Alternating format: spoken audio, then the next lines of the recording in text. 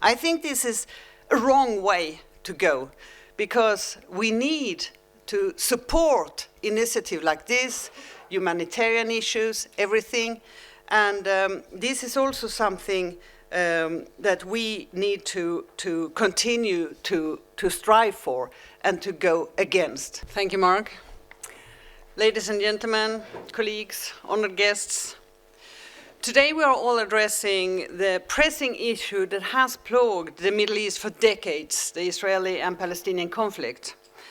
As we gather here in Potsdam, we are reminded of the tragic events that have unfolded recently, particularly in the Gaza Strip, where the loss of life has reached an unimaginable toll. Reports indicate that over 50,000 lives have been lost in the wake of the horrendous attack on October 7th, and that the subsequent military action in the West Bank have only exacerbated the cycle of violence and despair. In this moment, profound sorrow, it's imperative that we do not lose hope. We must recognize that despite the challenges, the pursuit of a two-state solution remains our best way forward. The two-state solution is not merely a diplomatic ideal, it's a necessity for peace, stability, and coexistence in the region. The proposal to have a confederation as a framework that envisions an independent state of Palestine alongside the State of Israel, allowing both peoples to live in peace and prosperity with secure and internationally recognized border and with no occupation, is the path forward.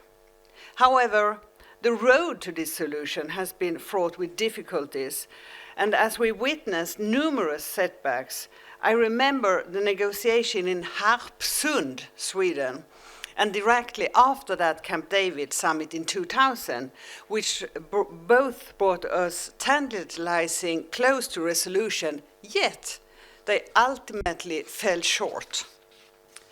Since we need to learn from history, let me take you back to what happened then.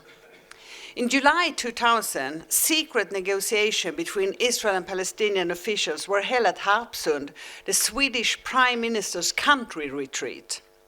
These talks were part of a broader peace efforts leading up to the Camp David summit, with Israeli Prime Minister Barak and Palestinian Authority President Arafat met under US mediation by Bill Clinton. The Swedish government, led by Prime Minister Göran Persson, hosted the talks to bridge gaps between the Israeli and the Palestinian before the Camp David summit. Key participants included Israeli Foreign Minister Shlomo Ben-Ami and Palestinian Prime Minister Abu Ala. The goal was to lay the groundwork for the final status negotiation on borders, refugees, security, and Jerusalem. Progress was made, but the negotiation ended before the final conclusion. A major reason why the talks were wrecked were leaks from hitherto secret negotiation, which put the negotiators under heavy pressure from home. But did the Harpsund talk have any impact? Well, they were the last attempt to find common ground before Camp David, and the discussion helped shape the negotiations. But the deep division between the Israel and Palestinians ultimately prevented a lasting peace agreement. Despite international hopes, Camp David ended without an agreement, leading instead to increased tensions. Not far after the failure of Camp David, on the final death blow for the peace efforts, came a final death blow to the peace efforts. Ariel Sharon, the leader of the opposition, went up to the Temple Mount. This was incredibly provocative and controversial, or as US Secretary of State Madeleine Albright said, it was like throwing a match into a petrol can. During the autumn and winter 2000-2001, a last-ditch attempt was made to revive the peace negotiation, despite the fact that there was more or less war in the West Bank. Clinton was to step down from the presidency in January 2001, and Barak was heading for, as it seemed, a certain election defeat in February. Time was running out. a final negotiation table was set up in Taba, the border town between Egypt and Israel. It was a matter of saving what could be saved. The then Foreign Minister of Spain, Miguel Moratinos, who is of course one of the key participants here at our conference today, was very operational and directly involved in the negotiations. It was decided that the possible agreement would be signed in Stockholm by Arafat and Barak under the supervision of UN Chief Kofi Annan and the new Secretary of State, Colin Powell. Everything was ready and the Stockholm City Hall was booked for a ceremony. You know, it's where the famous Nobel Peace Prize dinners are held. Arafat first flew to Davos at the annual World Economic Forum.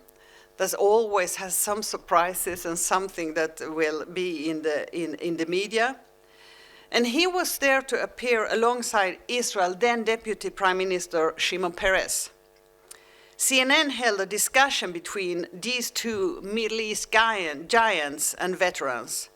Arafat took the floor and questioned Israel's will to make peace at all. He had either not heard of the advances of Taba, or he did not want to hear about them. So Shimon Peres tried to pour oil on the waves, but it was too late. Arafat had gone too far. Half an hour later, Prime Minister Göran Persson's phone rang, and he told this in his interview. Ehud Barak's voice was calm and collected. Did you see the CNN? There will be no Stockholm. Everything is over. Sharon's mountaineering walk worked. He won the Israeli elections in February 2001 by a wide margin. In September 2000, the second intifada broke out, marking the collapse of the peace efforts. So why didn't these serious attempts work out? Because the will to compromise and the commitment to dialogue was overshadowed by mistrust, fear, and the lack of political will, not from the negotiators, but from the leadership back in the two countries. And it also shows how words from leaders are of paramount importance, positive or negative. At the 2001 Party Congress from my party, the Social Democrats, we invited both Abu Allah and Shimon Peres. Despite everything that had happened, I especially remembered the good mood between them. Both thanked the Swedish government and underlined how important it was that the negotiation had been kept secret and that no pressure on the negotiator had been put by the host. The Swedish Prime Minister Göran Persson said later that he believed that an agreement of this kind must have been preceded by a real conflict. It's a little bit that Jussi said, war before. Somebody told him that there needs to be a war before there could be a real peace agreement. And the fact is that the Israel and Egypt peace agreement that was signed in 1979 was preceded by the so-called Yom Kippur War. And this is, of course, Jussi and Hiba can tell you so much more about the Oslo agreement, but actually it was preceded by the First Intifada. And now there is a catastrophe of unprecedented scale, the worst attacks on the Jews since the World War II that was attacked by Hamas, and then the unproportional war on Gaza by the Netanyahu government. So let us hope that this will eventually pave the way for a new solution, and then we need to prepare. Because we stand at a crossroad.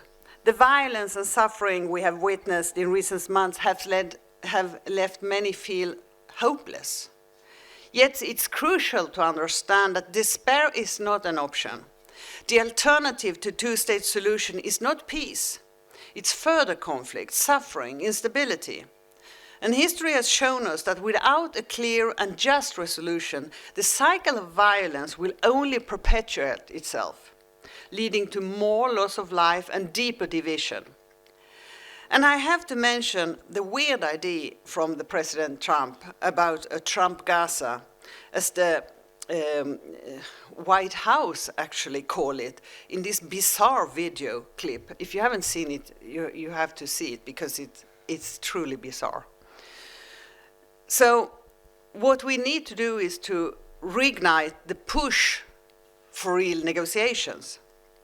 First and foremost, we must foster an environment of trust. This requires both sides to take tangible steps toward de-escalation. Israel must halt its military operation and settlement expansion, which only serve to inflame tensions and undermine the prospect of peace. Likewise, Palestinian leadership must unequivocally denounce violence and terrorism, reaffirming their commitment to peaceful negotiation. And of course, the Israeli occupation has to stop. Moreover, the international community has a crucial role to play. We must come together to support a renewed diplomatic initiative like this one, the Berlin Initiative, that prioritizes dialogue over violence. This includes not only traditional mediators like the United States, who now don't want to play that role anymore, but instead maybe regional powers like the Arab League, but also, of course, the European Union. But we also need to engage grassroots organizations with both Israeli and Palestinian societies to be involved, because we know that to have a sustainable peace, you need to involve grassroots organization and also women. I will come back to the issue of women in the panel. I have not forgot that. That's one of my heart issues, but I keep it for the panel. And as we talked about the session before, there need to be some kind of a new quartet. Not the same four, but with four different, or it could be five, it doesn't matter, but you understand what I mean. Additionally, we must engage the younger generation of Israeli and Palestinians. They are the future, and their voices must be heard in this process. Initiatives that promote dialogue between youth, foster understanding, and build relationship across divides will be essential in creating a culture of peace. But I think it's necessary to mention to the issues that makes this task even harder. The European leaders are politically prioritizing to get a peace deal in Ukraine by making Ukraine stronger when negotiations start, and stop the Russians from moving ahead with their imperialistic plans. Already the Institute for the Peace of War and Contacts that more than 400,000 Ukrainians and 700,000 Russians had been injured and also killed. In conclusion, while the current situation may seem dire, we cannot afford to abandon the pursuit of a two-state solution. It is the only path to peace, but a moral imperative that honors the right and aspiration of both the Israeli and Palestinian peoples. Let us not forget the lessons of history. Let us not repeat the mistakes of the past. Instead, let us embrace renewed commitment to diplomacy, dialogue, and understanding.